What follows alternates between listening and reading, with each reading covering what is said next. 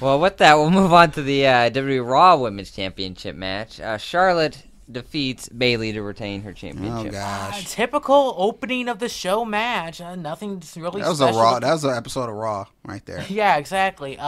Nothing special with this. Charlotte retains, continues the pay-per-view streak, which I actually like. Bayley won't get her due, but not yet. Not a whole lot to say. I mean, this was the kind of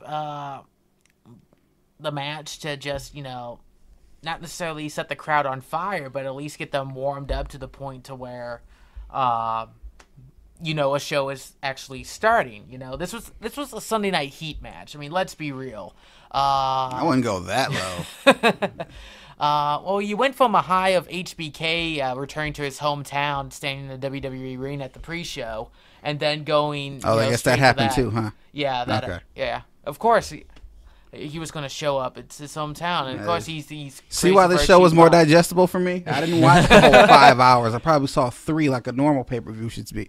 It was a decent pre-show. I muted a lot of it, but but yeah, it wasn't anything special. You knew what the result was if you've been following Monday Night Raw and know how the Divas division has been. You knew what the result was. When you saw it on the card. I think Bayley will get another one-on-one shot with Charlotte at Fastlane, and the feud will go in probably many different directions from there. You mentioned a fatal four-way for the Women's Championship at WrestleMania. I see that too. How that evolves in the 4 or 5 weeks leading into that, who knows? But Bayley will get another chance at it. Don't think she'll win it, but this match, we knew what was going to happen, the second the bell rang again, so nothing special here. I'm expecting Bayley to actually win that championship at WrestleMania. I think that'll be WWE's way of giving Charlotte's streak a big send-off. So unfortunately, everybody else can beat Charlotte on regular TV, but nobody's allowed to beat her at pay-per-views. That's how it's looking. Yep. Yeah. I don't know what I expect from Bayley at the moment. I like her a lot. I just don't. I don't know if I'm still dead set on Sasha Banks. Maybe it's just me wishing. But Bayley could be another good choice just to kind of add her, because Sasha Banks has already had that credibility holding the championship. Mm-hmm. It would be great. It would be a phenomenal story to see Bayley's first championship reign. Defeating Charlotte at a pay-per-view, and nonetheless, it's WrestleMania. I mean, that couldn't be a bigger story for how they keep pushing that she was a fan first. That couldn't be a bigger moment for that would be perfect. Fan. And then you can have Wacky Raven Inflatable Arm Failing Bayley buddies throughout the entire arena. I really hate it they call that now, especially because of the way Byron Saxton says that now. Oh, gosh. But like Casey said, this was pretty much academic. We know Charlotte at this point it can't be beaten at a pay-per-view. I think they're going to save that for WrestleMania. Mm-hmm. So I think we all kind of expected Charlotte to walk away championship in hand. Yeah, I almost hate the WWE finally caught on it. Oh, she hasn't lost at a pay-per-view yet. And now we're going to push it. Right. Yeah, I really hate that they caught on to that happening. Yeah, it's like the Undertaker's WrestleMania streak. It wasn't until about 10, 11 wins in that they realized, wait, we've never booked him to lose at WrestleMania. Let's just run with it. Just run with it. So think of the shirts. Yeah, definitely, I like where the Raw Women's division is right now. It's definitely a lot more, I don't want to say digestible, but there's definitely a lot more things going on right now worthy of note than SmackDown.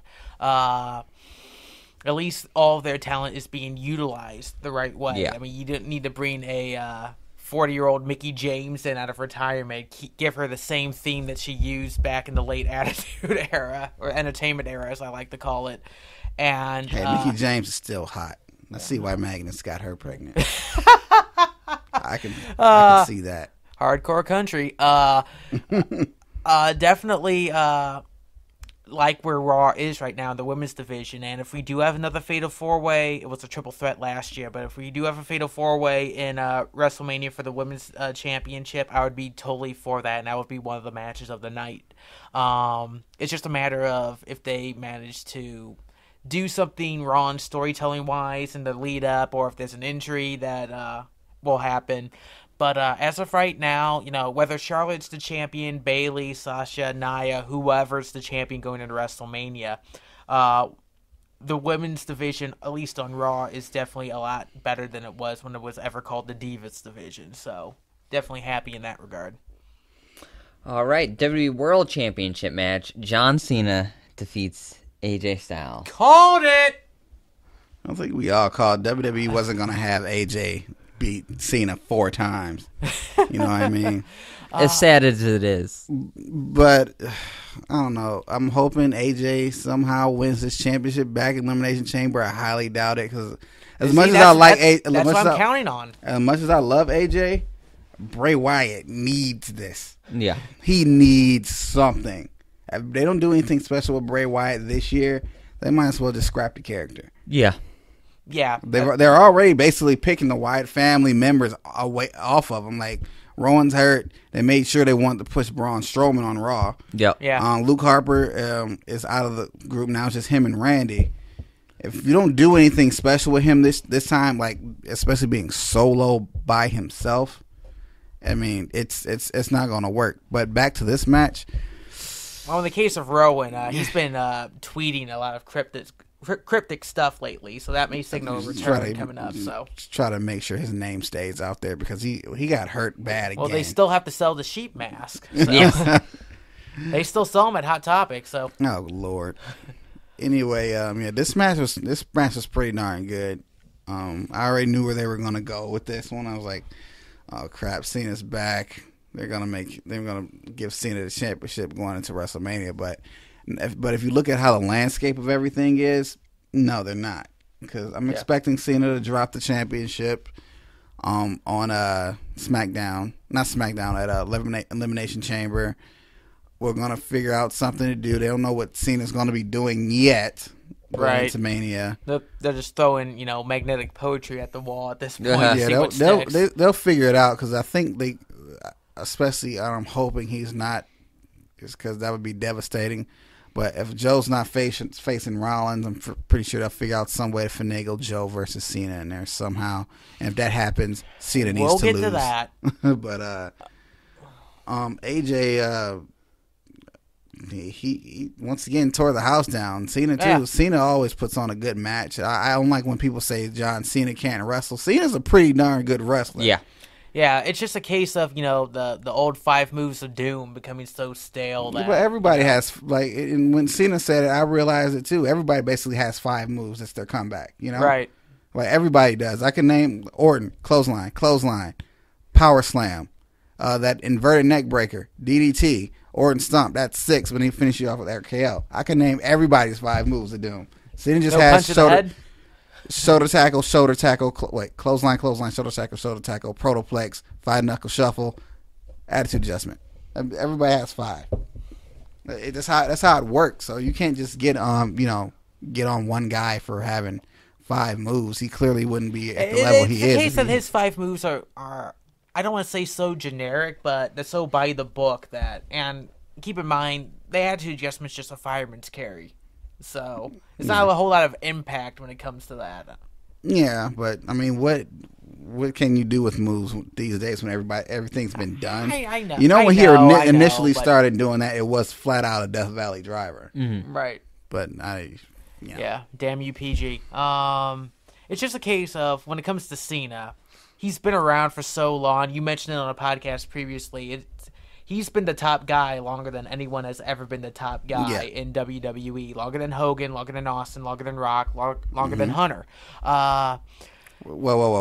Triple H was never the top guy. No matter how much they try to play it up and I don't know, dude. Triple H was Terror on Monday Night Raw. He absorbed all the championships. It doesn't matter. He was still never the top guy in the company. Never was. He was always 2 or 3.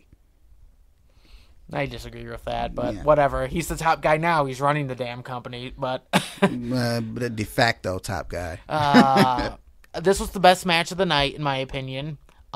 Definitely surprising considering how, at least on the main card, this was the only SmackDown match. I don't know if you guys noticed that. The only other SmackDown match that they had was the 6-woman tag match that was on the pre-show. And this is another thing that I wanted to talk about. Not a full-blown rant, but SmackDown, at least to me, despite being the better show to watch, wrestling-wise and storytelling-wise, is still treated as the B show within WWE. In terms of how it's presented, in terms of how storylines are shown off, I want to say.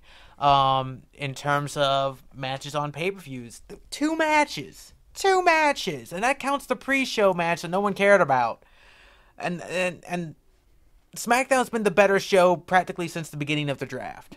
So, and that's been, what, 9 months at this point? Since July. Yeah, since the brand extension happened, so roughly 6-7 months. It breaks my heart because, SmackDown has the disadvantage of being a 2-hour show. Which, as a fan, it's a lot more digestible and a lot more fun to watch. But they're not telling as many stories. I think Raw had all the matches on this card simply because they had an extra hour to tell stories, even though most of that hour is commercials. I felt bad for Mauro Ranallo because aside from the Cruiserweight match, he had practically nothing to do. I mean, I would have put him with Cole Graves and King on the Rumble match. Yeah. Make that a 4-person booth. They do it anyway. Yeah. Tom Phillips just fucking sits there. I don't hear him at all during any of the matches. He's the quote-unquote host of SmackDown. They had to find something for him to do. Why is David Otunga there? Phillips will probably take his place. Please, God. Eventually. But I think they keep Otunga around because of, not saying it. I'm not going to say Otunga has absolutely no talent, but I think he's only still around within the company because, he's married to Jennifer Hudson. Exactly. I was going to say. Didn't she do the national anthem one year at WrestleMania?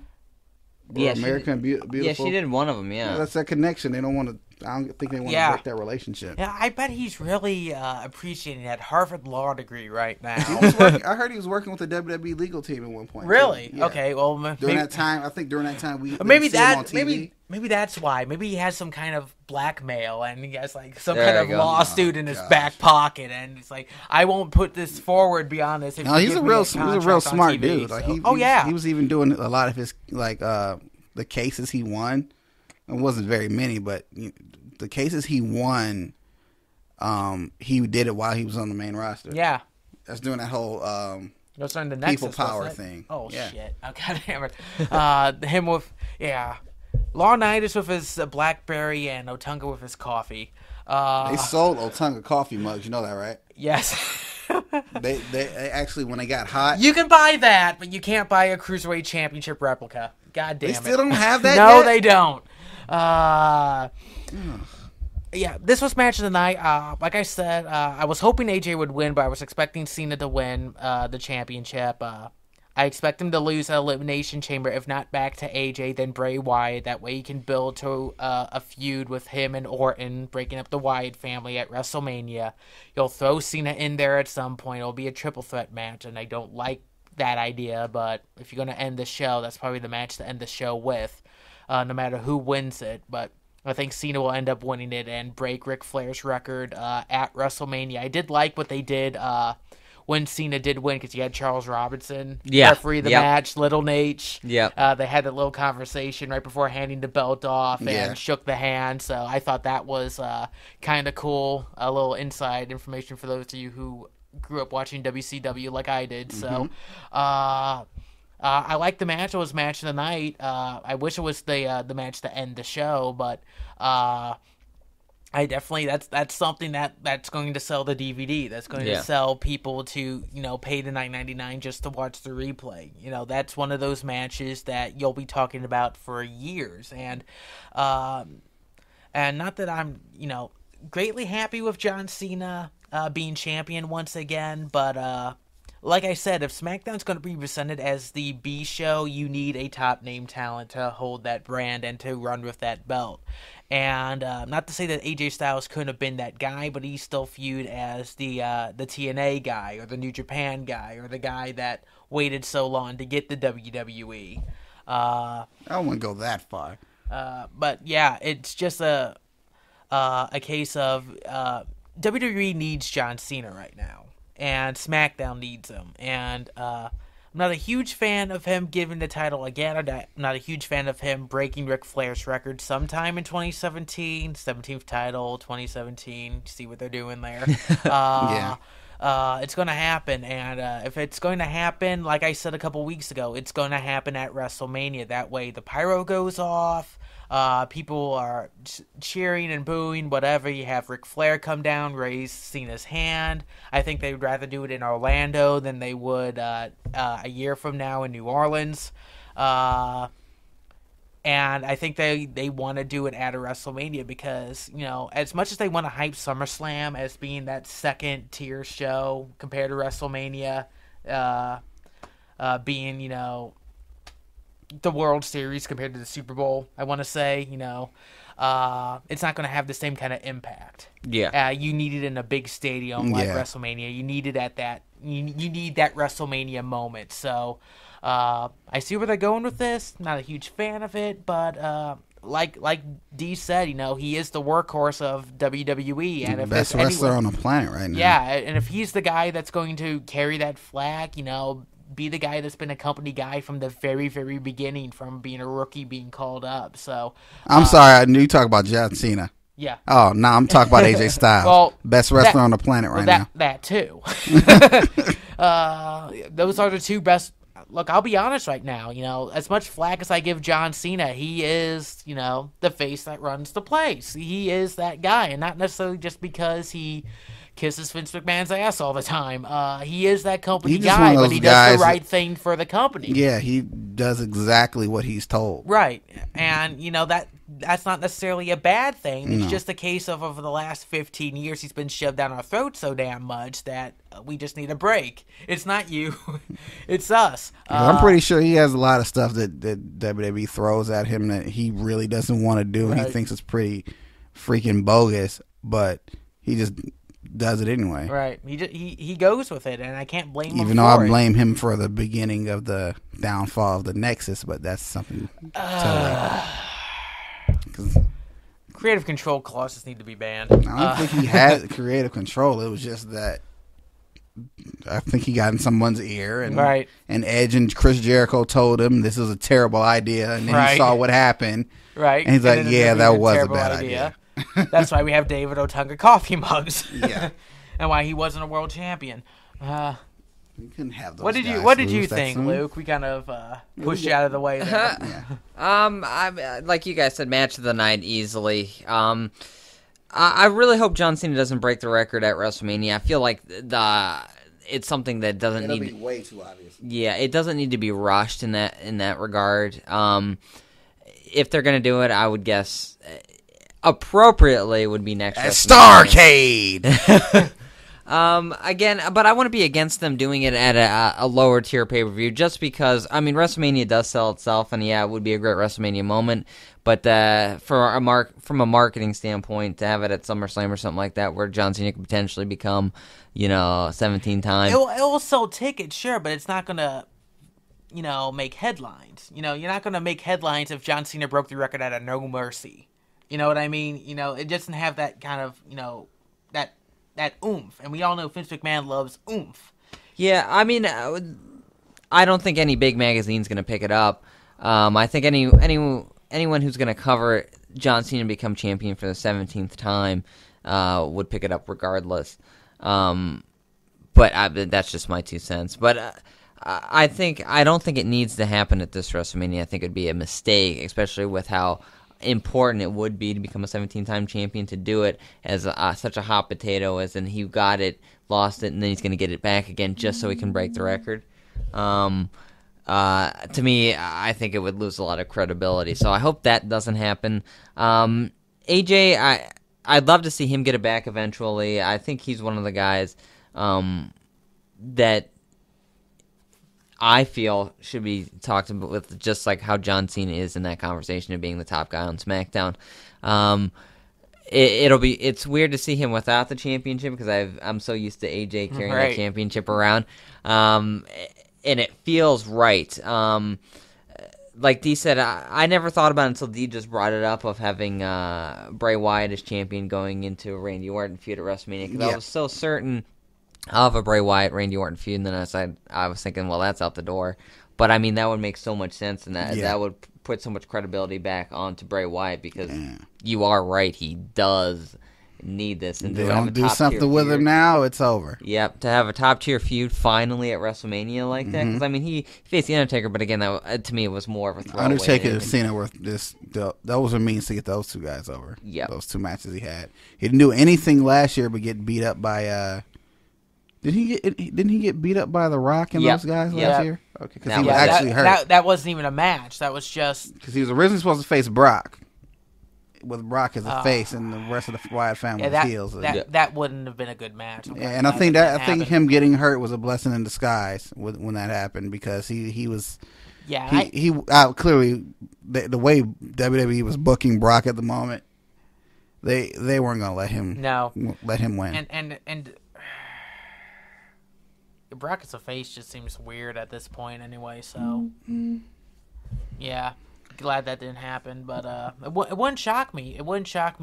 Bray has not, aside from the tag team titles previously and in NXT, he hasn't held a single championship, has he? Nope. No, so he one. desperately needs this, and we'll get into this more and more as the Chamber approach. Well, yeah, it's next fucking week, so shit.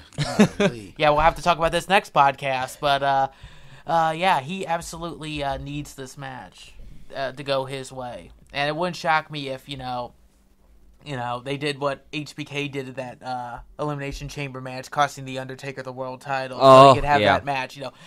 Have Randy Orton, who's not in the match, crawl in, or have Eric Rowan return in the fucking sheep mask, crawl in somehow. Because it is a no disqualification match. I think there are some weapons in the ring as well. Yeah. So they'll be able to.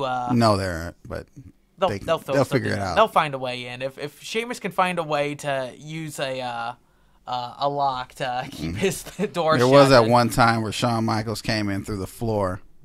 Oh, yeah. And kicked the Undertaker. Yep. And gave Jericho the win. Yep. Which was, I thought that was a great moment. That was a great way to build that storyline. Yeah.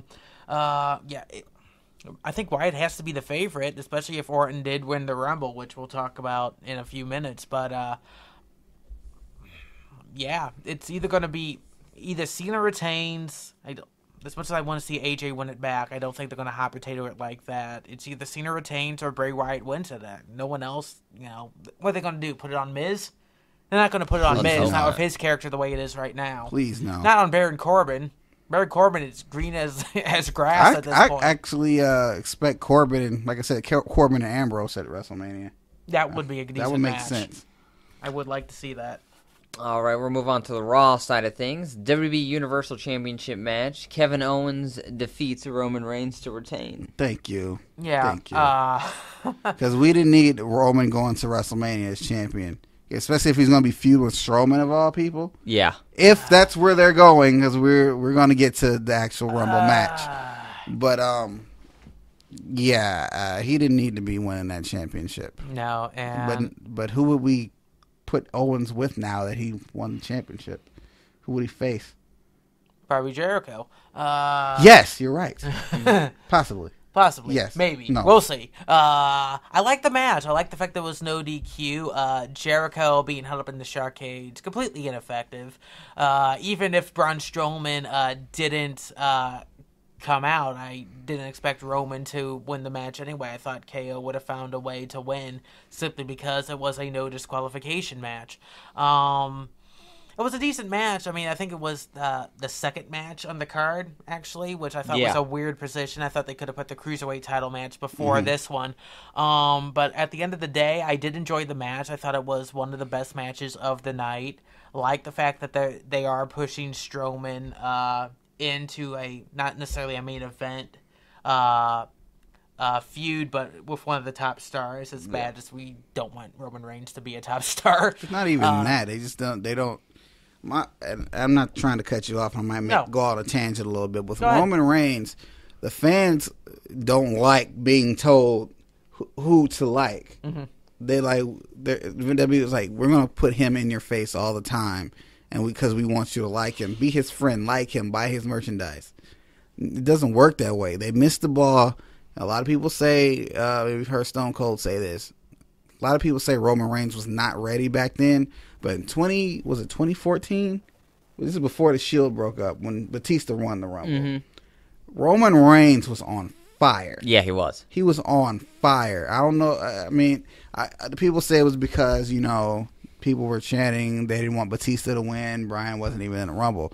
People were cheering for Roman Reigns individually when he was still in the Shield. Yes. Yeah. And the guy was on fire. He was insanely over. It happened organically, as organic as organic can be, and they would not do anything with it. Yep. They would not do anything with it. And then, fast forward, we break up the Shield. They just immediately try to catapult him into the title picture. He doesn't even try to get revenge on Seth Rollins. That's all between Ambrose and Rollins the whole time. So it's like, he was the guy that got hit with the chair at first. He hit you first. To be honest, and this goes back to what Stone Cold said as well, you can't be a good babyface unless you're a good heel first. Absolutely. And in my opinion, if anyone was going to turn on the Shield, it should have been Roman, not Seth. It would have made a little bit more sense to me. Granted, Roman always has that blank, dopey expression on his face, but if anyone was going to be that lackey character to the Authority, I felt Roman, who had that almost brainwashed look on his face anyway, would have been a perfect fit. And that way, because Seth Rollins has impressed me as a face, his moveset isn't that different from when he was a heel by himself to as a face, so it would have worked out. Ambrose, same case. Roman as, that guy would have been a little bit better. And I think the fans would have supported that just because Right. when he looked at him, Roman Reigns was the odd man out of that group just because Seth Rollins, Dean Ambrose, indie guys, and then you threw in Roman Reigns as the handpicked WWE guy. I think it would have been easier for fans to swallow to be like, oh, yeah, remember, that makes sense. that was supposed to be Chris Hero, Cassius Ohno, because that was CM Punk's stable. So, and that was his and pick to do WWE it. just took it from him and said, no, we're going to do our thing with these guys. And we're not really going to. Come back when you have abs, kid. that was the reason why he asked for his release, because he wasn't going to, bulk up the way WWE wanted him to. So, but he's back now, so we'll see where that goes. Yeah. But like I said, match was good. I'm glad Roman didn't win, but I didn't think Roman was going to win, regardless of any outside interference or Chris Jericho in a shark cage. I can't imagine, what Jericho was thinking. I knew once they put Jericho in the shark cage, I was like, there's no way Roman Reigns is winning this match. Especially when they said Jericho's in the shark cage and it's no DQ. Yeah, Roman's not winning that match. Yeah. They shot themselves in the foot. Yeah, they said that the Raw before the pay-per-view. I was like, come on. I love what they did backstage, too, with Mick and Stephanie. Stephanie just goes up to Mick behind the ears like, so Shark Cage, totally ineffective. Yeah, my bad. So... Don't get me started on Stephanie. Oh, God, that character needs to go away. Yeah, it does. Yeah, I'm glad Owens retained. I do think we're going to see Owens versus Jericho in some fashion at WrestleMania. I think they're going to finally reach a boiling point, whether Owens causes Jericho to lose the United States Championship or something happens and Jericho says, well, we're both technically Universal Champions, so, you owe me a shot. But I don't know. I guess we're maybe seeing Reigns versus Strowman at WrestleMania. I don't know if that's where they're going to go with that. It's going to happen at Fastlane. Don't know if it goes beyond that though. That's an opening of the show match if it is a WrestleMania. That's not. They'll probably throw Strowman in a damn battle royal at this point. See, because I feel like they're trying to showcase Strowman in some fashion. Whether it's losing at WrestleMania, or at least he would still be in a match with Roman Reigns rather than... I mean, I don't know how much credibility an Andre the Giant Memorial Battle Royal trophy has for anyone. So I don't know if that would be the most effective thing for him to do as when they're trying to kind of break him up into... Just think of the marketing ability. Strowman Reigns.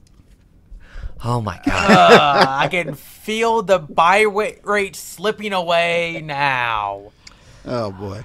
But I'm glad Owens retained. I think at least from my perspective, I didn't think Owens was going to lose it at Royal Rumble. If he's going to lose it potentially at Fastlane, I don't know to who. But I'm tentatively thinking Owens versus Jericho at WrestleMania.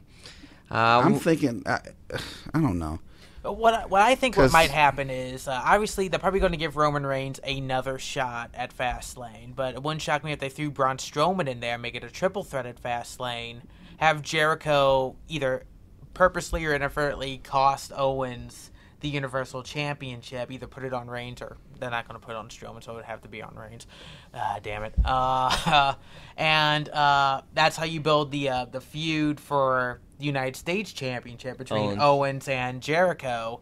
And then whatever happens with Roman, whether he continues with Strowman, which probably isn't the best idea, or if he finds someone else for the championship, that's a potential idea. Well, judging by what we're about to talk about, we don't know which direction they're going on with Roman Reigns. Who knows?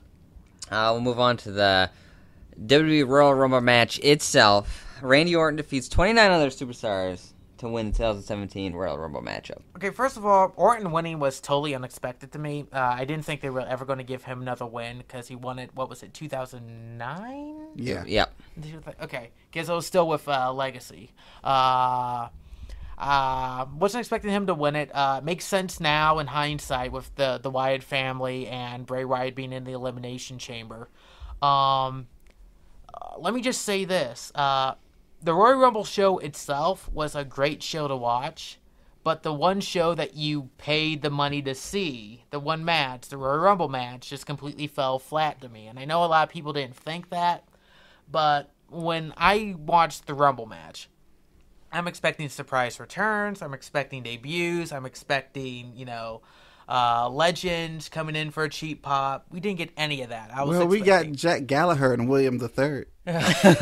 Oh, wow. A cruiserweight guy being shoved down our throat. Fantastic. The only surprise that the show had was Ty Dillinger coming in at 10, and we all saw that coming from a mile away. I don't even think that we saw it coming. I think the fans wanted it so bad. Yeah. And WWE caught on to we're going to... Yeah, why not? He's in Texas, too. Why not? I was just thinking, you and me both, the show before, you were both expecting Finn Balor to come back and win the Rumble to move on to a feud for the Universal title. Apparently he's nowhere near ready yet. Yeah, I guess not.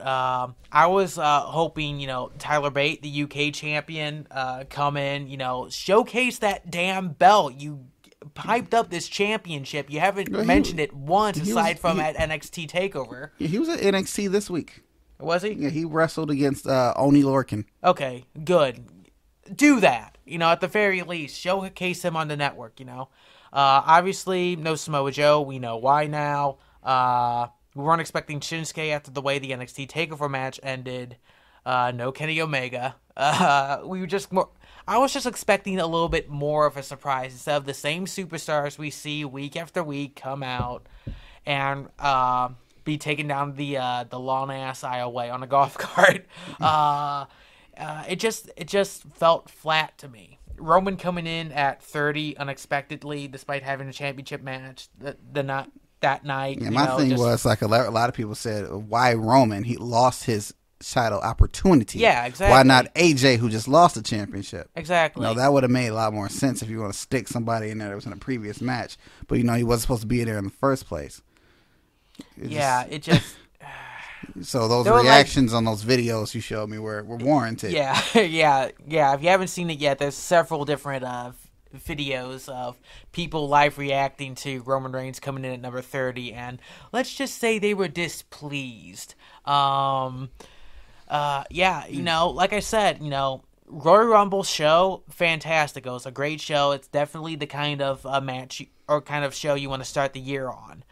It's just the Royal Rumble match itself, which is what you paid, $40 or $9.99 if you have the network to see, and it just fell completely flat to me. So that's just my only complaint. There wasn't enough, excitement in the match itself. It wasn't a bad Rumble, but it wasn't like, oh my gosh, this is so bad. But because I've definitely seen worse. Oh yeah, Rumbles. Don't get me wrong. Oh we all my have, gosh. but But I mean, it was as far as Rumbles go, I give it a B minus. As far as the actual match, I mean, it was passable. Cool. It was tolerable. It slowed down near the middle because you could tell we were all just waiting for the big names to come out. All the big names seemed like they came out in the 20s. Yeah, they came out all at the tail end of the 20s too. They saved them all. It was weird. Yeah, Brock Goldberg, Undertaker, Reigns. The big dog is gonna hunt. But Jericho came out like 2. Yeah. For like the second time in his career. And I love that he's always in there forever. No, 3rd, actually, because HBK was 1 year, and he was feuding with him, so he chose number 2 because he had an opportunity that's what I was talking about. You know what the one I'm forgetting is the one he lasted to the end with Sheamus. That's the one I'm forgetting. He came out number 2 that year, too. Was that? No, I think he was a heel that time because Dolph Ziggler was number 1, and then... We didn't know what he was. He had just came back. Because that was like his first match back was that Rumble. We didn't know what he was. You don't remember that? I remember him being a heel during the Sheamus match, but I think the year afterwards, because AJ Lee was general manager. This is way before that. Yeah, this is way before that. This is the one I remember because Dolph Ziggler was a number 1. Mm-hmm. And he had been feuding with Jericho months previously. Won a match where Jericho had to be off Raw, so his contract was voided, and made his return at the Royal Rumble at number 2. Yeah, that was that was much later. That was later. I think. Yeah. Well, that makes 3. That still makes 3 times that Jericho's coming at number 2. He might really like that number. So. I think considering he's the workhorse that he is, he obviously knows how to pace himself in a match. Right. By waiting by leaving him in there that long, he can help some of those guys. Record holder now. Yeah. In for over 4 hours. They were bragging about Triple H has been in. Not after tonight. Anymore. All Jericho had to do was be in there about 30 seconds, and he broke the record. So broke the record. Then he set a new one for 5 hours. The 61-minute man. Yeah, I didn't see Orton winning coming at all. It was rumored heavily throughout the last 2 weeks that Orton would win. I didn't hear any of those rumors, to be honest with you. Honestly, my whole message board... I kept trying to avoid those rumors, but they kept finding me somehow. Like, Randy Orton to win Royal Rumble. And this was like, when I finally saw that, I didn't click on it because I don't like anything with the Royal Rumble being spoiled for me, or WrestleMania. Yeah. But I didn't click on it, but I could see the title, Randy Orton to win Royal Rumble, ? I was like, oh, okay, there's another one of those rumors. And I was listening to Solo Monster. And as soon as he mentioned that, I cut it off. Cause okay, nope. Nope. So then it actually finally happened. I realized, okay, there's 3 people left in this match. One of them's Orton. And then the other guy goes out and Reigns is still in there. Like, okay, they might go with Reigns. Not Reigns. They might go with Orton because they're not stupid enough to let Reigns win this again. Please, not again. I do like that he came out to Voices rather than the Wyatt family theme. Well, it would be kind of weird. Oh, I know, but since they're really focusing on the fact that he is committed to the Wyatt family, it would have made sense if he came out to the Fireflies and broken out in love. So I don't know. Yeah, I was just so focused and dead set on Wyatt versus Orton at WrestleMania that wasn't even on my radar because I didn't think that was going to be for the championship at all. I'm not disappointed in it. I mean, I'm disappointed that we didn't see, Balor back or Omega show up or anything like that. Would have been great. Yeah, Omega's not going to be anywhere near WWE I know. for a while. Nowhere near it. We can dream, D. Let us dream. So, I mean... okay. We'll see what happens as in the possible feuds. I'm not really intrigued by an Orton-Cena matchup as it stands right now. So I think there's a high potential that's going to change just because we've seen it so much before. And I don't think, as much as they want to push it, for some reason I've never felt it's like the Rock-Austin type matchup where you can have it a few times at WrestleMania or anything like that. So I'm going to guess that championship match is going to change by WrestleMania. Whatever has come from this WrestleMania didn't really get me too excited, like how they had the Reigns take out Taker, and then Taker looks at him like, or Taker even said, "This ain't over" before he walked out. Oh no, God! Yeah, please, Taker said, "This ain't over," and Reigns screamed, "This is my yard now." And Taker looked at him as he was standing up. He said, "This ain't over," and he walked away. Yeah, like that's something that would we don't know what the hell they're doing with Reigns. Yeah, is it Strowman or Taker? That's why, like, I was watching that and I was like, I really don't want to see Reigns versus Undertaker at WrestleMania. No. I hope they don't go that route. If they do go this route, Reigns needs to completely turn like the most douchebaggy type of heel that he can be, and he needs to win the match. Yeah. So I don't know where they're gonna go with that. I'm gonna only touch on one thing since we're running a little long here, but the one thing that happened on Raw, which potential I would love to see it. It's a long shot, but Samoa Joe made his main roster debut. What if we got Samoa Joe versus Undertaker at WrestleMania? I'd love to see it as a fan, but no, I don't think there's any chance in hell it would happen, especially at this WrestleMania. Let me just say this, because with Samoa Joe, and obviously we want to talk about this a little bit more. Glad that he's on the main roster. Don't like the fact that he's the new Seth Rollins in terms of being Triple H's lackey. Yeah. Yeah, I felt that's going to be a hindrance of his character. But since we already have a couple loose cannon big guys who are heels in Baron Corbin and Braun Strowman, I guess that's not really a choice. Where do they go from here now that apparently Rollins has re-injured his knee is questionable? Because obviously, you know, that was a big WrestleMania match, Triple H versus Seth Rollins. Yeah, it's their own fault because they dragged it out so freaking long. No, exactly. And look, it's like I said before on this show and before we even went on, Triple H is not fucking missing WrestleMania. His ego will not fucking allow it. So who the hell is he going to face? Joe? Taker? Himself? Who? He shouldn't face anybody. Who? Oh, gosh. I just did that. How long is Rollins supposed to be out for? It hasn't said. They're still They waiting for diagnostics. I heard it was a torn MCL, and that could put him out up until like the week before Mania starts. Okay, because are we 100% sure it's a legit injury? Yeah. This was my issue. He left the show on crutches and went to doctors and... all that, so because you look, Joe wasn't even targeting his knee or anything when they went out there. He, I guess it was a little area. You could see where it happened.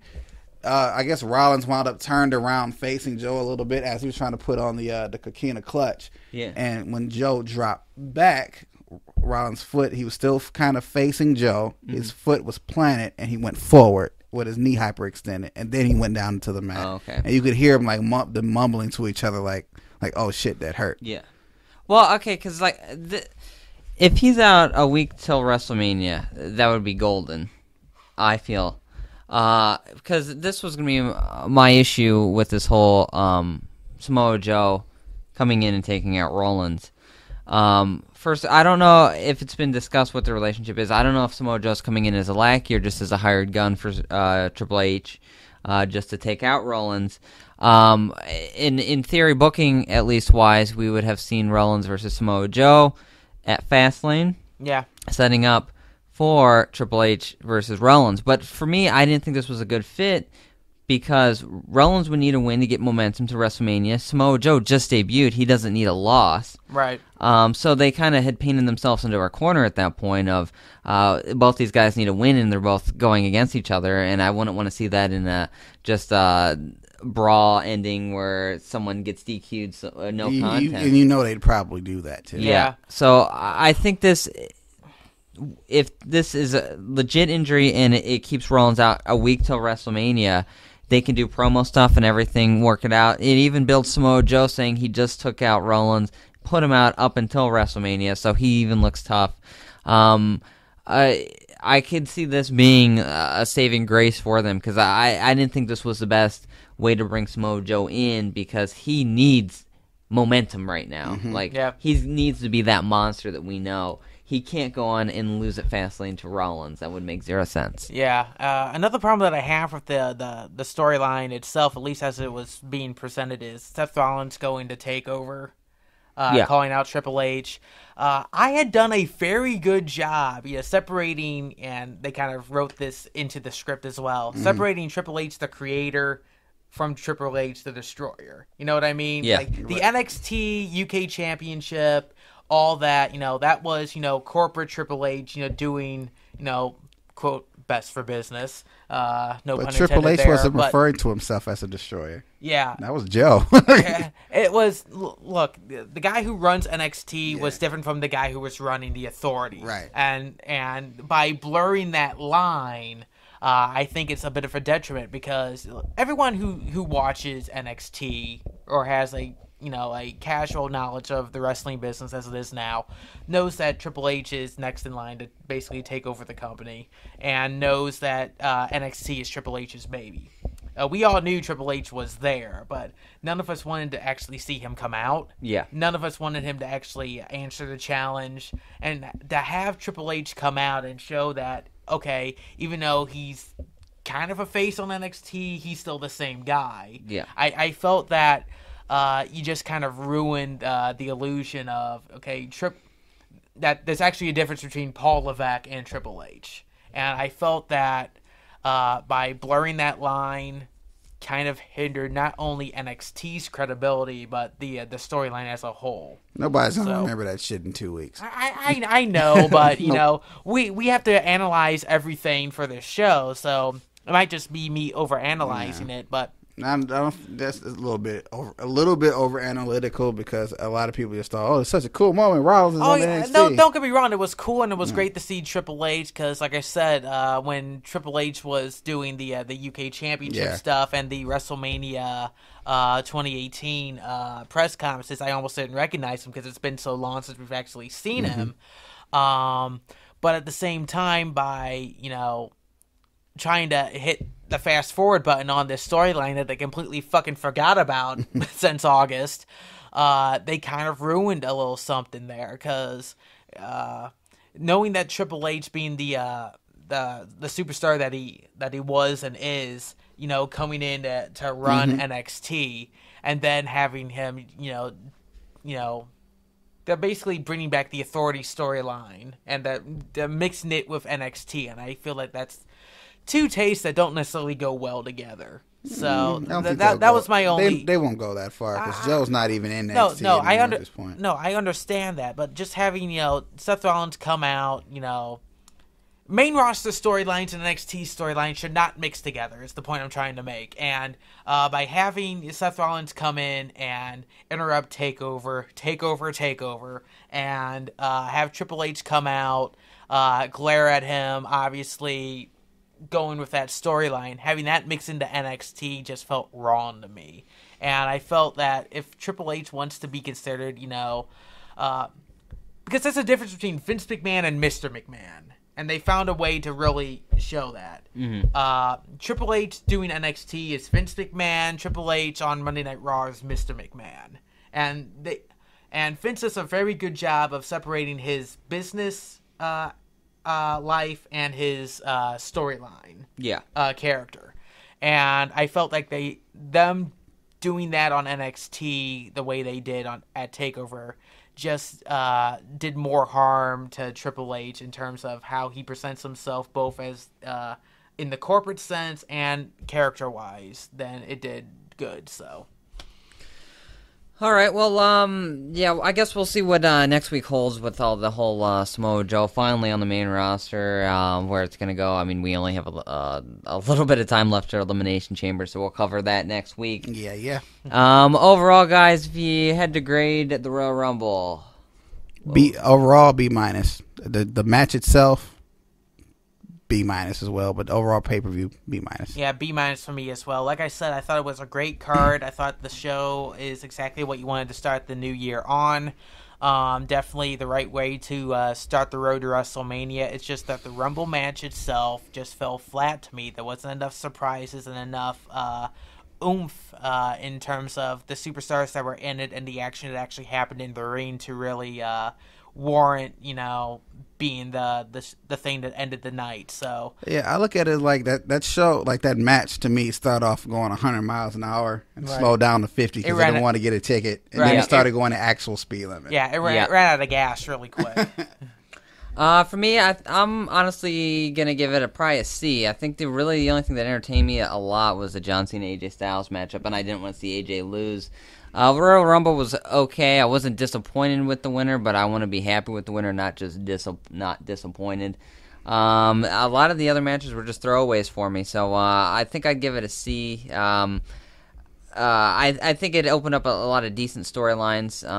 So I mean, I think we're on an okay path to WrestleMania. I'm hoping in the next few weeks we actually hopefully it shapes up a little, especially on SmackDown side, because they didn't get a lot of shine on this pay-per-view. Yep. But you only had so much time because the match itself is so long, and they wanted to put all the good stuff on the main program, so I could see why I didn't get as much attention as we thought they deserved for SmackDown at the Royal Rumble. Well, all right. Next week we'll be back here covering a whole bunch of stuff. And D. Oh yeah. Of course, Team Prodigy 216, my car club on Facebook. Instagram for that coming soon. D Harris Brand on YouTube and Facebook as well, where you'll find the Weekend Wrestling Podcast, of course, and my show On Screen with D Harris, as well as other content. Everything's a work in progress right now, so I have nothing to announce. So. You still haven't gotten that porn channel off the ground? I had plans, but stuff got corrupted, and I'm currently at a place with no Wi-Fi, and most of my stuff required an online connection. So okay, well, stop pressuring me, D. I'm working on it. Peer pressure. Okay.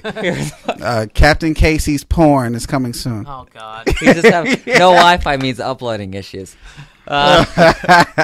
For me, you can find everything at popcultureaddicts.com. I'm on Twitter at Luke Janesco. Don't you use it that much? I'm going to try this whole live tweeting thing for pay-per-views and stuff. You know what? We should actually, it's just something we're throwing out there. I'll throw it out there on the show. Maybe we should, if you do start doing the live tweets or something, start asking questions. We can answer some questions on the show. Yeah.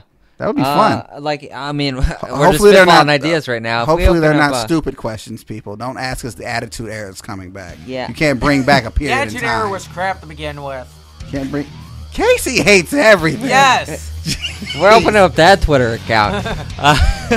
But until next week, I'm Luke Janesco. It's George. D. Harris. And that was your week in wrestling.